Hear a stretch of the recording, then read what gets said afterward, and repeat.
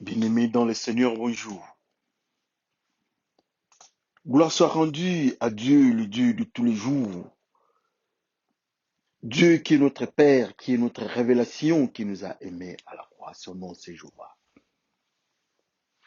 Aujourd'hui, le 21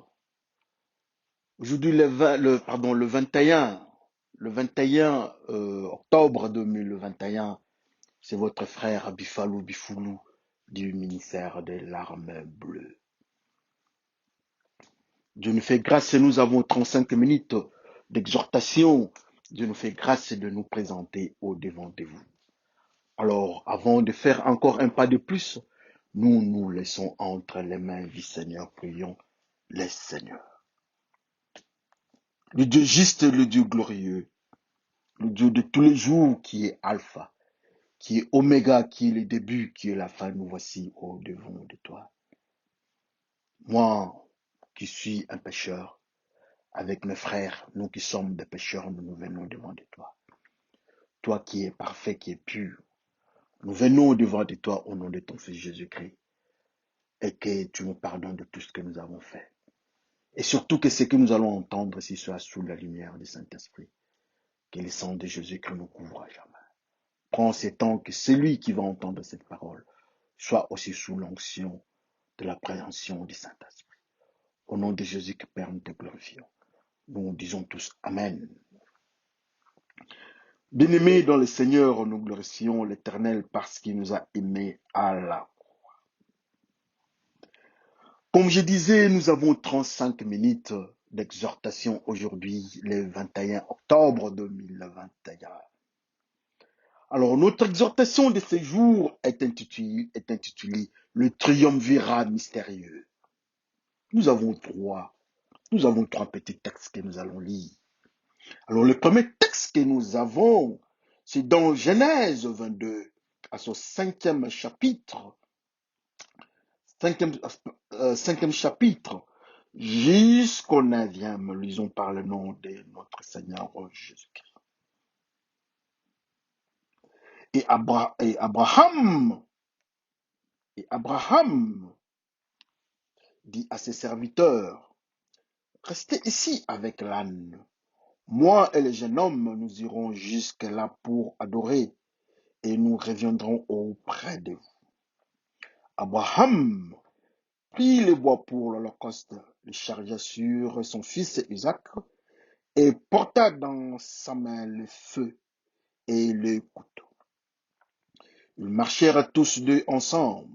Alors Isaac, parlant à Abraham, son père, à Abraham, son père, dit, mon père. Et il répondit, mais voici mon fils Isaac. Voici mon fils. Isaac reprit, voici le feu et le bois, mais où est l'agneau pour l'holocauste? Abraham répondit, mon fils, Dieu se pourvoira lui-même de l'agneau pour l'holocauste. Et ils marchèrent tous deux ensemble. Lorsqu'ils furent arrivés au lieu que Dieu lui avait dit, Abraham y éleva un autel et rangea le bois. Il y a son fils Isaac et le mit sur l'holocauste. Nous passons au deuxième texte. Le deuxième texte, nous continuons notre série de textes. Nous passons maintenant toujours au 22e chapitre de Genèse, mais cette fois-là, nous commençons avec 10e pour terminer, je m'excuse, au 13e. Lisons par le nom de Jésus-Christ. Puis Abraham étendit la main et prit le couteau pour égorger son fils. Alors l'ange de l'Éternel l'appela de cieux et dit, Abraham, Abraham. Il répondit, mais voici, l'ange dit, n'avance pas ta main sur l'enfant et ne lui fais rien, car je sais maintenant que tu crains Dieu et que tu ne m'as pas refusé ton fils, ton unique. Abraham leva les yeux et il vit derrière lui un bélier retenu dans un buisson par les cornes. Et Abraham alla prendre le bélier et, et offrit un holocauste. Et nous disons tous Amen. Le dernier texte, nous sommes dans Luc 23 à son 31e verset. Lisons par le nom de notre Seigneur Jésus-Christ. C'est le Seigneur qui parle à la croix, au chemin de la croix. Car si on l'a fait, ces choses au bois vert, qu'arriverait-il au bois sec? Nous disons tous Amen. En fait, nous avons deux textes avec nous. Nous avons des textes aujourd'hui, mais nous avons divisé ça en trois parties pour deux raisons seulement. C'était très long, alors je ne pouvais pas tout prendre au même moment. C'est pour cela. La partie de Genèse, j'ai divisé ça en deux. Mais en fait, nous avons deux textes. Comme nous avons intitulé notre exhortation d'aujourd'hui, le triumvirat mystérieux. Le triumvirat mystérieux, c'est dans l'histoire de... Nous parlons, notre texte principal, nous parlons d'Abraham avec son fils Isaac allant vers la montagne pour l'Holocauste. Abraham avec son serviteur, ses serviteurs, avec l'âne, avec le bois, avec le feu, avec l'enfant et lui-même le père Abraham, le père de la foi. C'est l'Éternel qui lui dit d'aller sacrifier son fils à la montagne et notre frère, notre père, s'il faut utiliser le terme, notre père de la foi, Abraham, a accepté la demande du Seigneur l'Éternel. Il part, il avance, arrivé à un certain niveau. Quand il fallait monter vers la montagne, il dit à son serviteur, ô toi, serviteur, reste ici avec l'âne. Nous partons avec les jeunes hommes vers la montagne. Nous allons faire l'Holocauste, nous allons présenter les sacrifices et nous allons revenir. Très intéressant. Et la Bible nous dit qu'Abraham a pris le bois, il a mis sur son fils et ils ont monté. Ça m'intéresse un peu beaucoup, ça. Laisser l'âne prendre le bois, mettre le bois. Et son fils prend le bois pour aller là-bas. Mais pourquoi l'âne est resté? Que le Seigneur nous aide à comprendre le couloir de la prophétie. Amen. Ils avancent, ils partent là-bas, les jeunes hommes, très curieux, posent la question à son père. Il dit, mon père, nous avons le bois, nous avons le feu, nous allons à l'Holocauste, mais qu'est-ce qui se passe? Où est l'animal à sacrifier? Le Père qui est l'ami de Dieu, qui parle à Dieu, qui causait avec Dieu, le Père répond, le Seigneur Dieu du ciel, c'est pourvoir. Ils avancent très loin à la montagne, ils préparent la place pour l'Holocauste. Il y a son fils, il met son fils sur l'Holocauste et prend le couteau pour égorger l'enfant. L'ange lui dit, ne fais pas du mal à l'enfant, car nous savons aujourd'hui que tu ne refuses rien à Dieu. Tu lui as présenté même ton fils. Il ajouta encore ton fils unique au moment où Abraham avait deux fils physiquement. Et derrière là-bas, Abraham découvert qu'à côté, il y avait les béliers qui étaient dans le buisson. Et il a récupéré les béliers. Il a sacrifié les béliers. Et c'était le sacrifice. Et nous tous nous disons Amen. Alors, notre deuxième petit texte, c'est dans Luc, c'est le Seigneur Jésus-Christ qui parle au chemin de la croix. Dans toutes ces manifestations et manipulations et méchanceté de l'armée romaine, des menaces, Il tapait sur le Seigneur. Sur la tête du Seigneur, il y avait des épines, avec une croix qui pesait beaucoup. Il dit à la population, il dit aux disciples, et il nous dit nous autres, si ces gens ici arrivent à faire ça, au bois mort, pardon, au bois vert, qui est lui-même Jésus-Christ, qu'arriverait-il alors au bois mort? Très bonne question. C'est ce que nous venons de lire d'une manière littérale, ou bien littéraire, ce que nous voyons. Alors que le Seigneur nous aide d'entrer dans le couloir de la prophétie, comme j'ai toujours dit. Que le Seigneur nous enseigne maintenant entre les lignes. Qu'est-ce qu'il nous enseigne? Car la Bible nous dit que la parole de Dieu est une parole révélée. Que le Seigneur lui-même vienne nous révéler ce qu'il est en train de nous enseigner. Que tous nous disons Amen. Et souvenez-vous, ici nous parlons du triumvirat mystérieux. Alors avant d'avancer très loin, je voulais expliquer un peu le terme triumvirat. Triumvirat, ça signifie trois pouvoirs, un pouvoir avec trois têtes, mais un pouvoir avec trois personnalités, avec trois acteurs. Alors pourquoi j'ai intitulé notre message, notre exhortation de ces jours, Triumvirat mystérieux. C'est pour la simple raison que nous avons trois acteurs. Le premier acteur, nous avons Abraham. Le deuxième acteur, nous avons le fils Isaac. Le troisième acteur, nous avons le bois.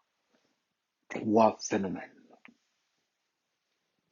Nous avançons dans les systèmes.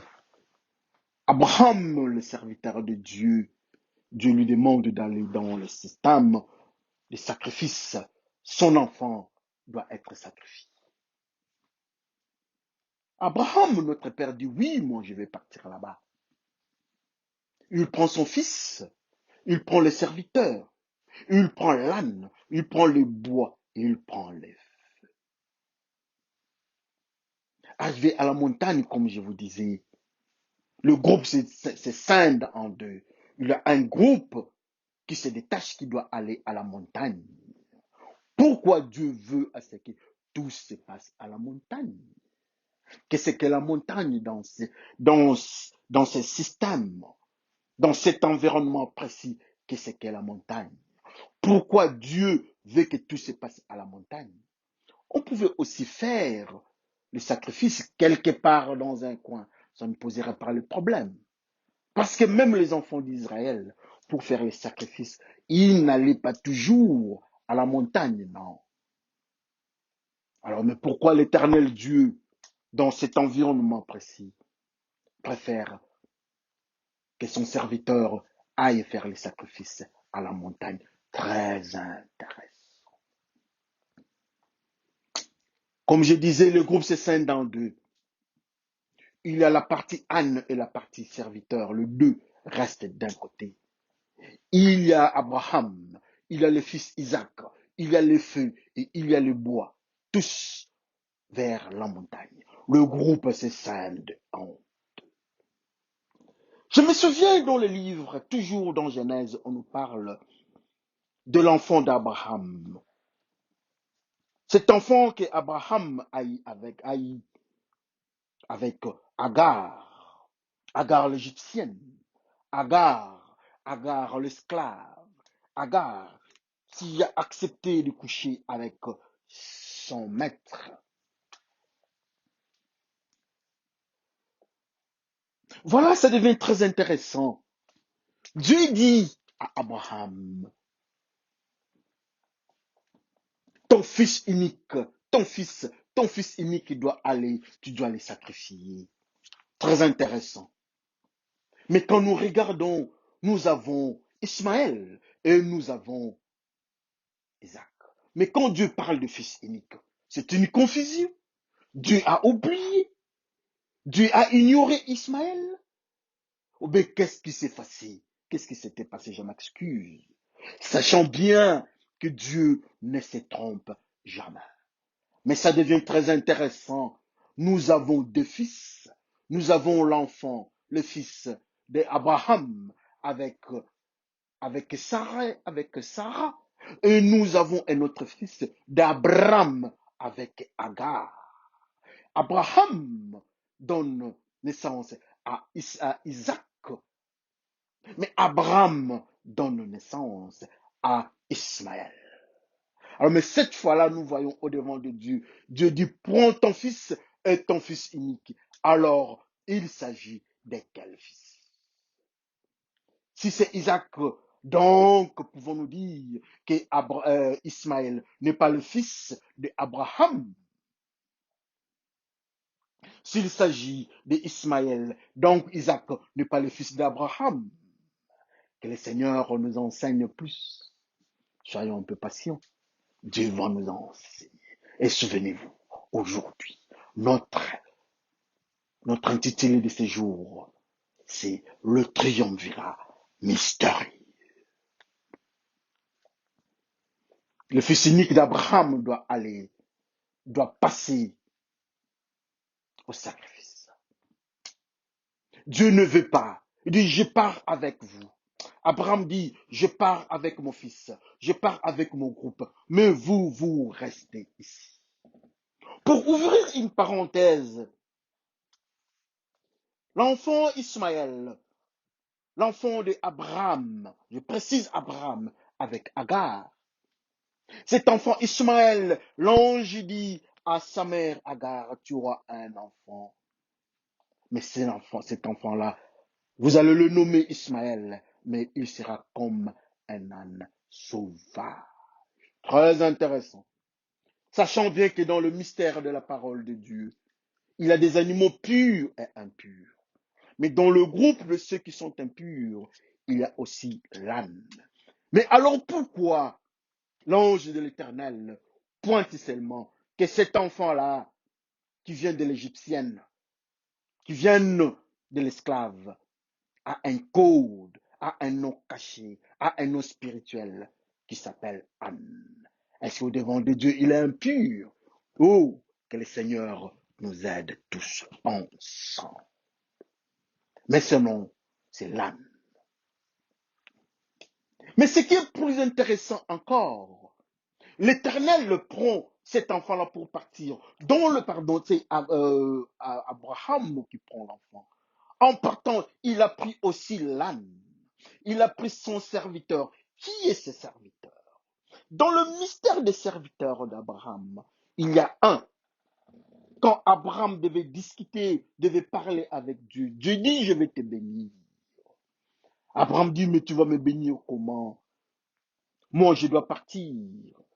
Moi qui suis ton ami, je vais partir. Je n'ai pas d'héritier. Alors mon héritage, c'est Eliezer de Damas. Tu vas prendre qui sera mon héritier. Dieu dit non à Eliezer de Damas.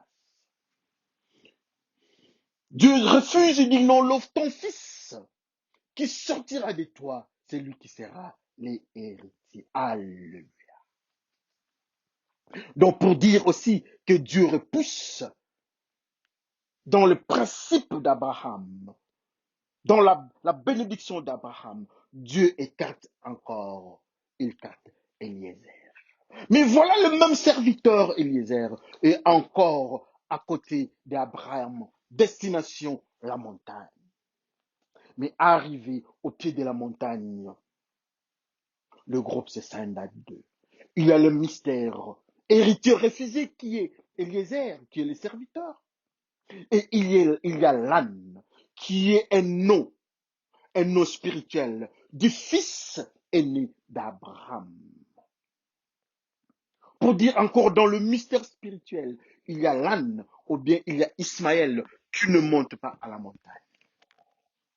Dans le mystère spirituel, il y a encore le serviteur d'Abraham qui ne monte pas à la montagne. Le groupe est scindé à deux.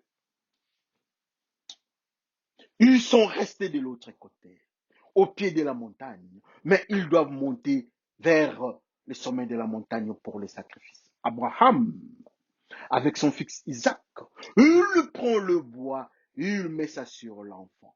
Ce qui est intéressant, pour comprendre même les mystères, Pourquoi Abraham refuse à ce que l'âne monte à la montagne? Au moment où c'est l'âne, le travail de l'âne, c'était de prendre le bois. Pourquoi l'âne doit refuser, doit rester là-bas, au pied de la montagne? Pourquoi Abraham refuse à ce que même son serviteur qu'il ne prenne pas le bois, qu'il lui-même monte avec son enfant. Et l'enfant prend le bois. Très intéressant. Est-ce que c'est un hasard? Je doute fort. Dans ce processus pareil, rempli du Saint-Esprit, il n'y a pas de hasard. Mais ce sont des actes qui parlent. Ce sont des actes aphones. Mais nous pouvons seulement constater le groupe est subdivisé en deux. Il part avec son fils unique. L'autre groupe reste de l'autre côté. Et ce groupe-là qui est resté est constitué du mystère Anne et du mystère de l'héritier riche. On doit partir vers la montagne. Qu'est-ce que la montagne, comme j'avais dit? Et j'ai même fermé. J'avais ouvert la parenthèse, je n'avais pas fermé quand je parlais de l'enfant Ismaël. Et je ferme la parenthèse. Alléluia. Ils doivent monter vers la montagne. Mais pourquoi seulement Dieu a choisi la montagne? Dans le monde spirituel, la montagne représente la sainteté de Dieu, la gloire de Dieu, la zone de Dieu. Il y a beaucoup d'exemples. Mont Horeb, beaucoup d'exemples, Moïse part à la montagne.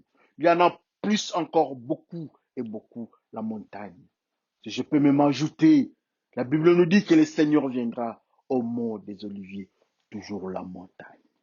La montagne est une zone qui représente la sainteté, une zone qui représente la gloire de Dieu, le trône de Dieu.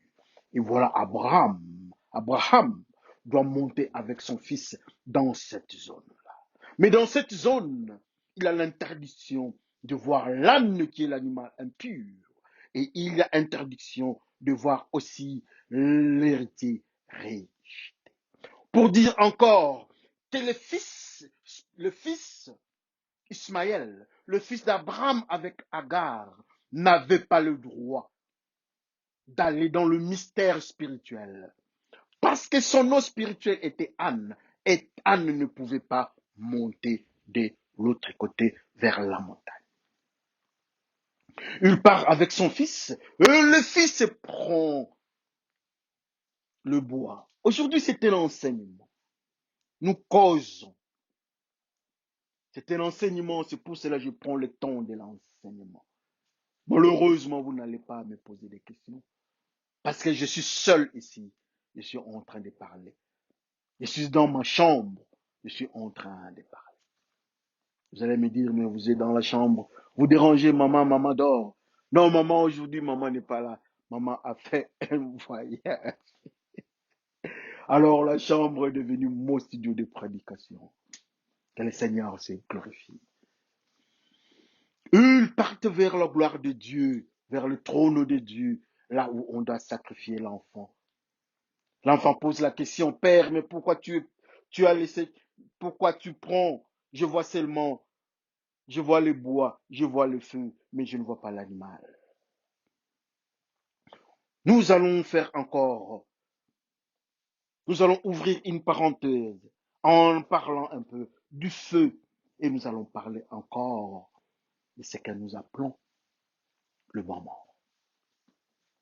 L'enfant pose deux questions. Il pose une question sur deux aspects, sur deux angles.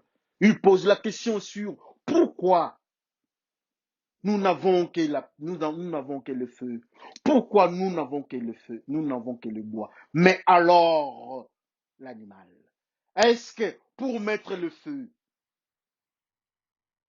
nous avons le bois. Pour mettre le feu, il faut toujours avoir l'animal? Assurément non. Assurément non. Mais dans cet environnement-là, c'était un environnement sacrificiel. On devait avoir un animal. C'est l'animal qui ferait la jonction entre le feu et le bois. Donc il fallait chercher, il fallait trouver l'animal. L'animal devait être là. L'animal devait faire le travail. Qu'est-ce qu'est le feu? Qu'est-ce qu'est les bois? Qu'est-ce qu'est les bois morts? En fait, le bois qu'on a mené, ce n'était pas un bois qui était rempli, un bois vert, assurément non. C'était un bois sec qu'on doit mettre au feu.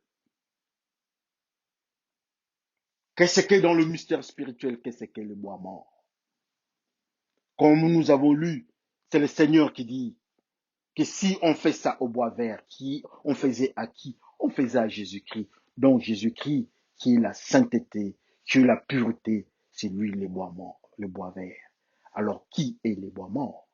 Les bois morts, c'est nous qui sommes, nous autres, nous qui sommes pécheurs.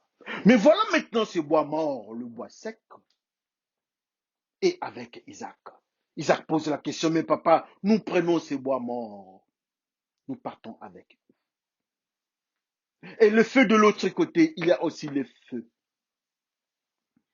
Nous partons avec le feu, mais quelle serait l'utilité des feux sans animal? Mais alors, dans le mystère spirituel, qu'est-ce que le feu?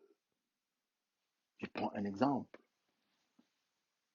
Moïse, quand il quitte l'Égypte, il arrive, il trouve le buisson ardent, il y a le feu. Et le feu là représentait Dieu. Il voulait avancer vers Dieu.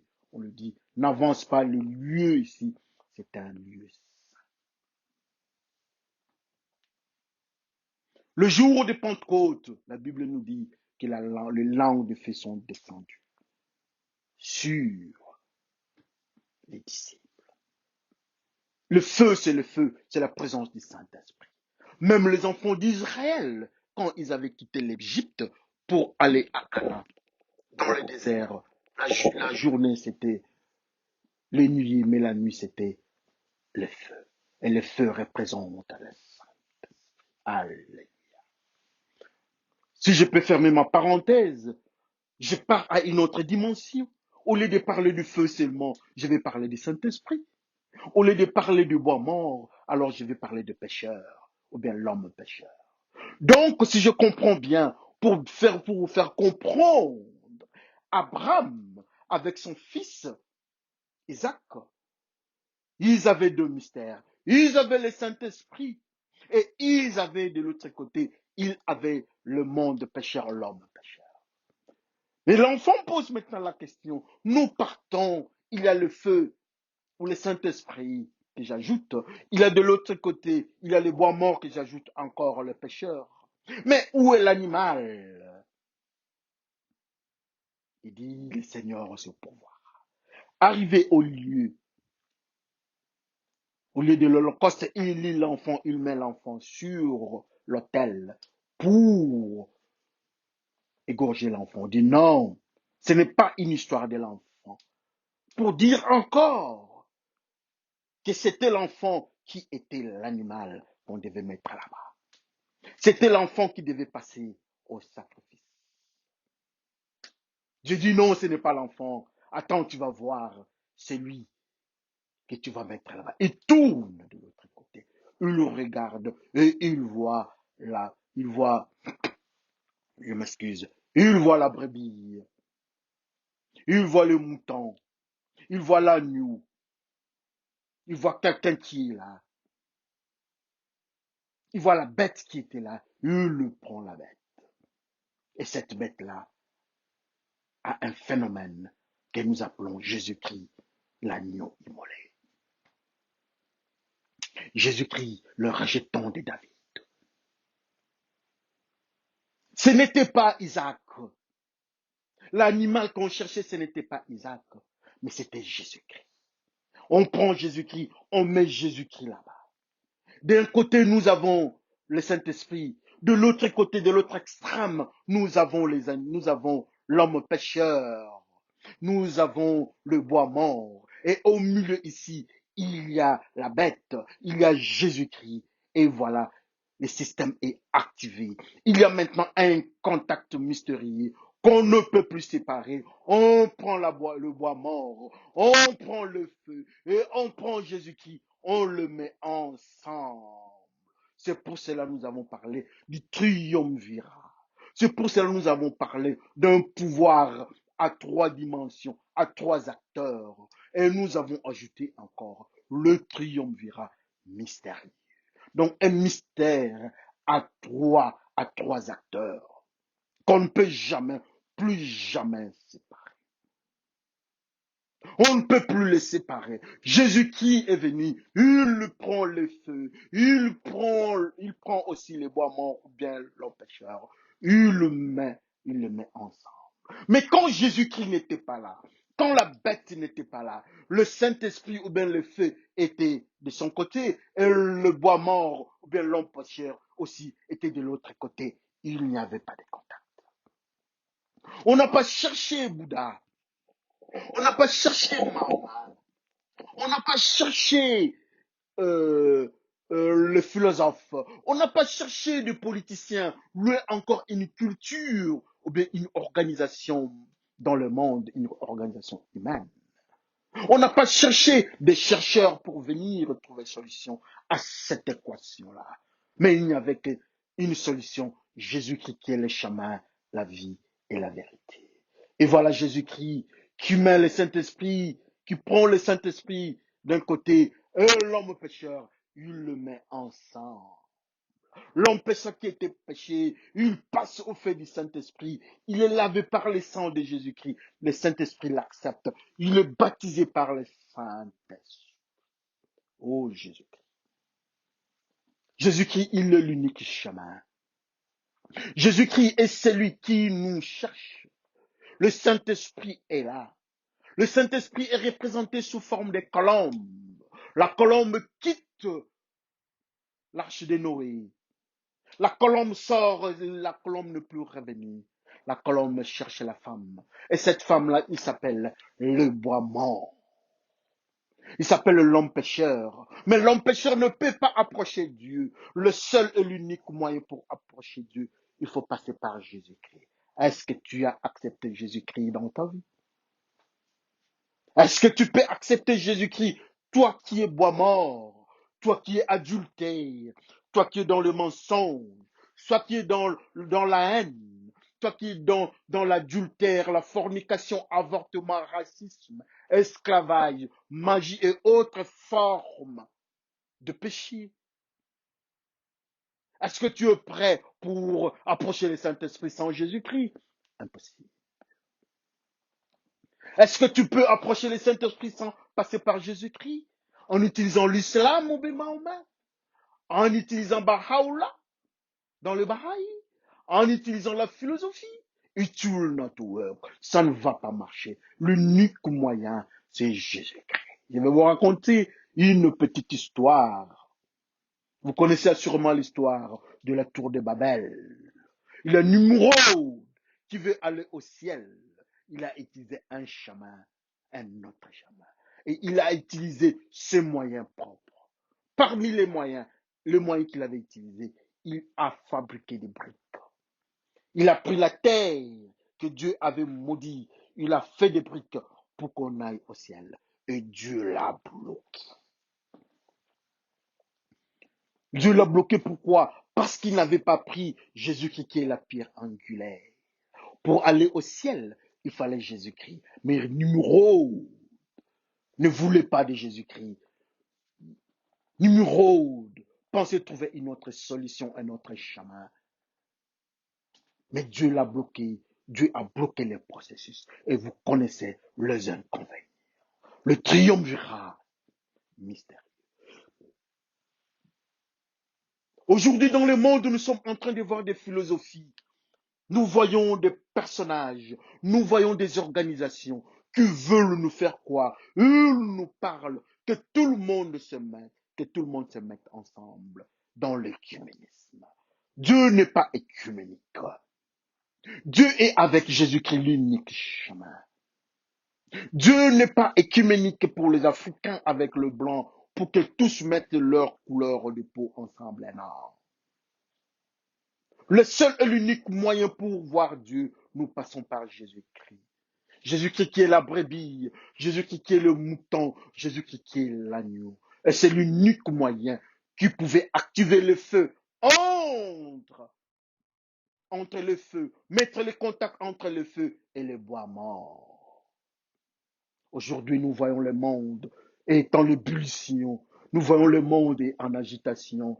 Les femmes se sont révélées, se sont rebellées. Oui, c'est notre corps. Nous pouvons faire ce que nous voulons avec nos corps. Il y a l'avortement, elles avortent.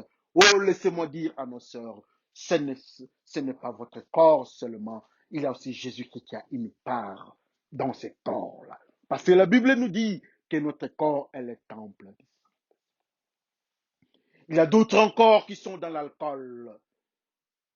Que le monde me repousse, mais l'alcool, mais la bière ne va pas me repousser.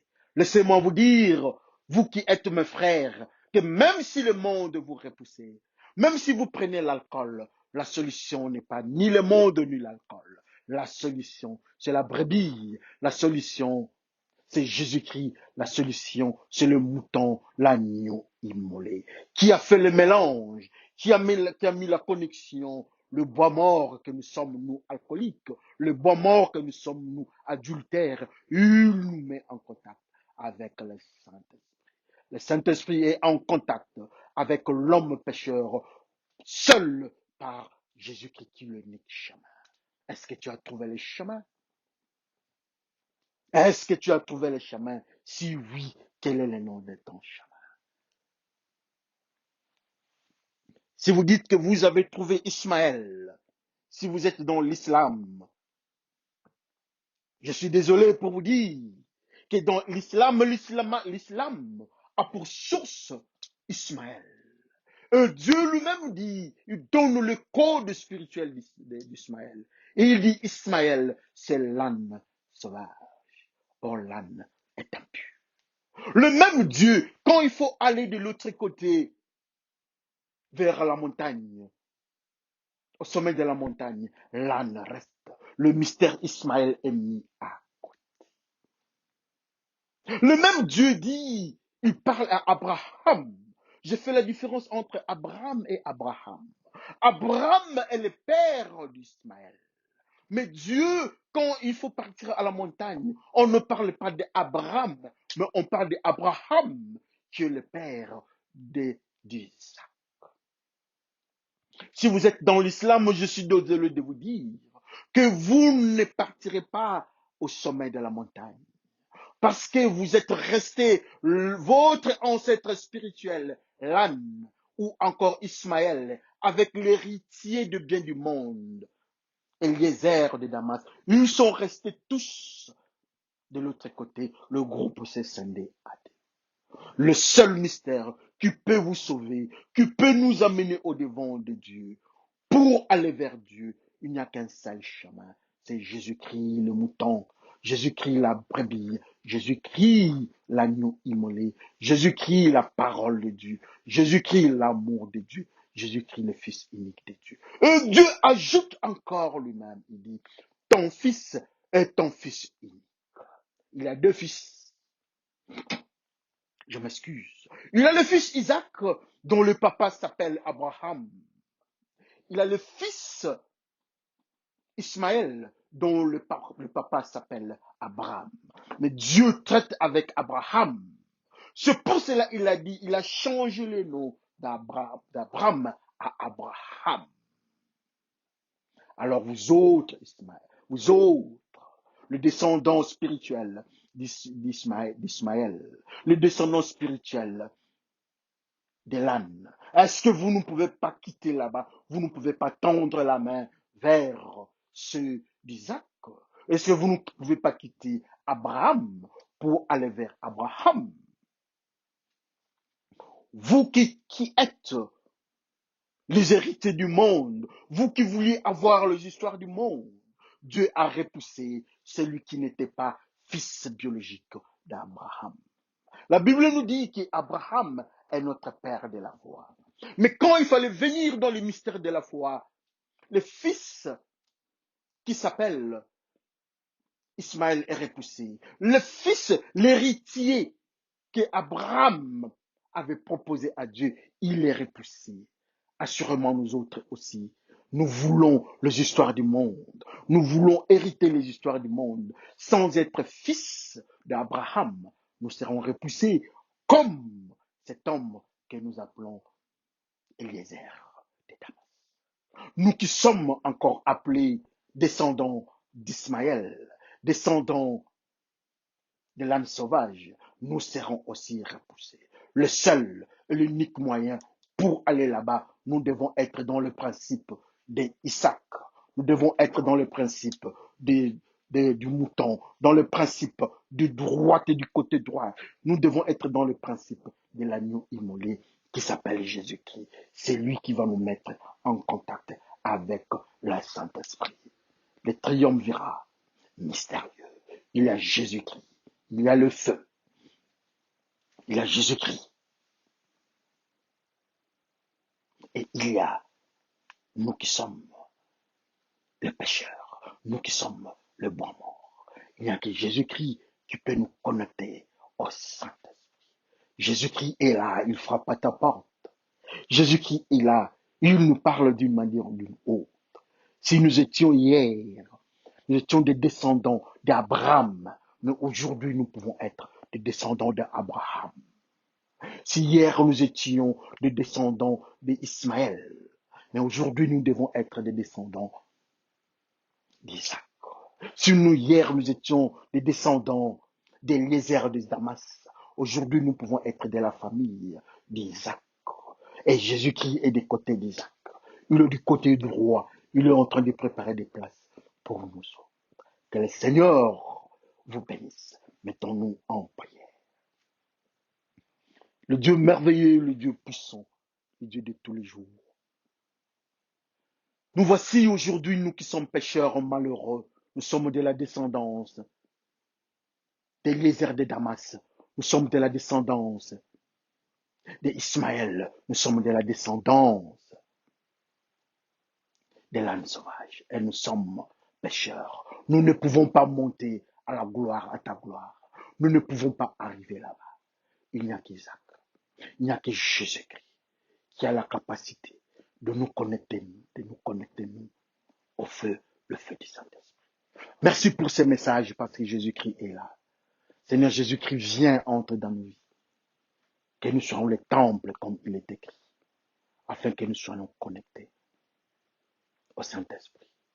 Et c'est ce que nous appelons le jour de Pentecôte. Comme tu as fait toi-même, ceux qui t'ont accepté, le Saint-Esprit est descendu sur eux. Merci Seigneur pour ces messages.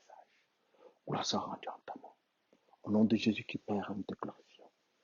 Nous disons tous Amen. Que le Seigneur vous bénisse. C'est vos frères, votre frère Bifolo Bifoulou. Je prie encore vos 7 minutes. Soyez aussi tolérants. La parole de Dieu nous fait aussi du bien. C'est une nourriture. Et nous allons parler la fois prochaine. Merci pour bientôt. Soyez bénis encore pour une seconde fois. Amen.